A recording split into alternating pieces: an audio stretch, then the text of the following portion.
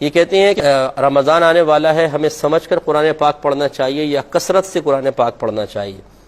دیکھیں، میں تو ہمیشہ یہ ذکر کرتا ہوں اور پتہ نہیں نامعلوم مجھے سمجھ میں نہیں آتا کہ اس پر کیوں لوگوں کو اعتراض پیدا ہوتا ہے۔ قرآن پاک کا نزول صرف حصول ثواب کے لیے نہیں ہے، نہ میں ثواب کا منکر ہوں، میں تو بارہا یہ کہتا ہوں کہ آپ قرآن پڑھیں گے ثواب ملے گا، سمجھ میں آئے یا نہ آئے۔ لیکن یہ جو ہم نے عادت بنا لی اور روش بنا لی کہ قرآن سمجھ میں نہ آئے کوئی بات نہیں، بس پڑھتے چلے جائیں گے، اور پوری زندگی مسلمان ایسا گزار دیتا ہے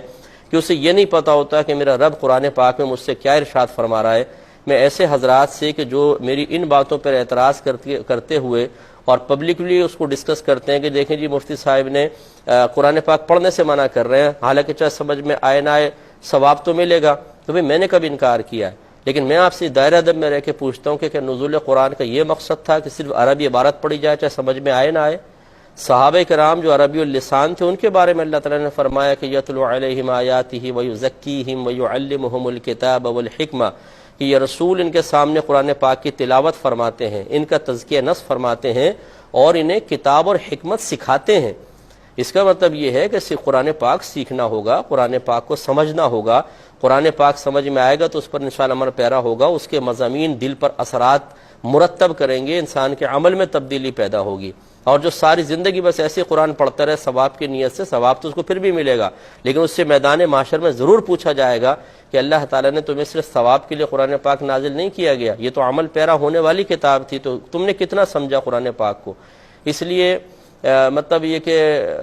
مجھے اس پہ کوئی ناراضگی بھی نہیں ہوتی اگر وہ کہہ رہا ہے ٹھیک ہے اپنی سوچ اور سمجھ کے مطابق کہہ رہا ہے، لیکن انشاءاللہ میدان معاشر میں ڈے آف ججمنٹ بتائے گا کہ ہماری سوچ اور فکر قرآن و حدیث کی تعلیم کے موافق صحیح تھی، یا مطلب اس طرح باتیں کہہ کے لوگوں کی حوصلہ افزائی کر کے، عوام کی حوصلہ افزائی کر کے ان بیچاروں کو قرآن سمجھنے سے دور رکھ کر صرف حصول ثواب تک محدود رکھنے میں کوئی فائدہ ہے؟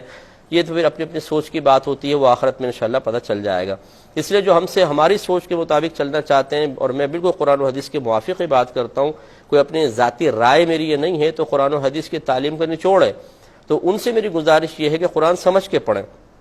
چاہے پورے رمضان ایک سپارہ پڑھیں، لیکن اچھی طرح سمجھ کے پڑھیں، ترجمے کے ساتھ، تفسیر کے ساتھ، یہ آپ کے لیے بہت بیسٹ ہوگا۔ ان سے کہیں زیادہ بہتر جو ساری زندگی قرآن پڑھتے رہیں لیکن سمجھ میں کچھ نہ آئے، ثواب انہیں ملے گا لیکن اس سے جو کم حق ہو قرآن پاک کا فائدہ تھا وہ کبھی حاصل نہیں ہوگا۔ جتنا ہماری یہ تقریریں ہم سن کے اپنے قلوب پر اثر محسوس کر کے عمل میں تبدیلی لانے کی کوشش کرتے ہیں، میں واللہ کہتا ہوں آپ قرآن پاک کو ترجمہ تفسیر سے پڑھیں، جو آپ کے قلب پر اثر قرآن کا ہوگا یہ کسی کی تقریر کا نہیں ہو سکتا، اس لیے کہ تقریر ایک عام آدمی کا کلام ہے اور قرآن پاک اللہ تبارک و تعالیٰ کا کلام ہے، اسے جب ہم پڑھتے ہیں تو دل پر بہت زیادہ اثر ہوتا ہے، اور ہر آیت اپنا ایک تقاضا رکھتی ہے، وہ تقاضا کرتی ہے، وہ اسی کو تقاضا محسوس ہوگا، اور تقاضے کے مطابق وہی شخص عمل پیرا ہو سکتا ہے جس نے قرآن پاک کو ترجمہ اور تفسیر کے ساتھ پڑھا ہے۔ اللہ تعالیٰ عمل کی توفیق عطا فرمائے۔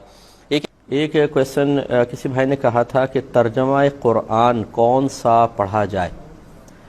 دیکھیں بہت سارے ترجمے ہیں جو بہت ہی اچھے ہیں، آپ پڑھ سکتے ہیں، لیکن میں جس ترجمے کو پسند کرتا ہوں جو بہت ہی اچھا تفسیری ترجمہ ہے اور اس میں بہت اچھے انداز سے عقائد کا ذکر بھی ہے اور محبت اور پیار کا عنصر آپ کو بہت زیادہ نظر آئے گا، وہ اعلیٰ حضرت امام اہل سنت رحمۃ اللہ علیہ کا ترجمہ ہے کنز الایمان۔ آپ یہ لے لیں، اور اس پہ ایک مختصر سا حاشیہ ہے خزائن العرفان کے نام سے، یعنی تفسیر خزائن العرفان، نعیم الدین مراد آبادی صاحب رحمۃ اللہ علیہ کی ہے۔ آپ یہ کہیں کہ خزائن العرفان دے دیں تو وہ ہے ہی کنز الایمان ترجمہ قرآن پر، تو انشاءاللہ اس کو آپ پڑھیں گے تو بہت اچھا آپ کو محسوس ہوگا۔